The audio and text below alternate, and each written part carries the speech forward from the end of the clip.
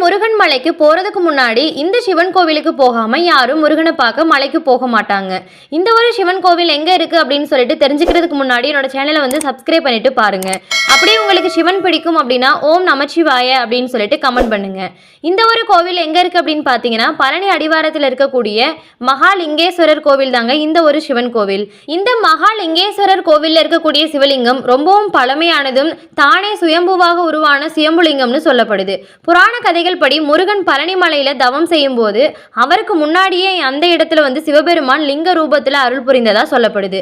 இந்த ஒரு காரணத்தினாலதான் பழனி மலைக்கு நம்ம ஏறுறதுக்கு முன்னாடியே இந்த மகாலிங்கேஸ்வரர் கோவிலுக்கு வந்து சிவனை வணங்கணும் அப்படின்னா சிவனோட அருளும் முருகனோட அருளும் முழுமையா கிடைக்கும் அப்படிங்கிறது பக்தர்களோட நம்பிக்கை. இந்த ஒரு கோவிலுக்கு வந்து நம்ம வேண்டிக்கிட்டோம் அப்படின்னா மன அமைதி கிடைக்க, தடைகள் நீங்க, வேண்டுதல்கள் நிறைவேற இந்த மகாலிங்கேஸ்வரர் கோவிலுக்கு ஒரு தடவை போய் மனதார வேண்டிக்கிட்டோம் அப்படின்னா நினைத்த காரியம் எல்லாமே நிறைவேறும் அப்படிங்கிறது நம்பிக்கை.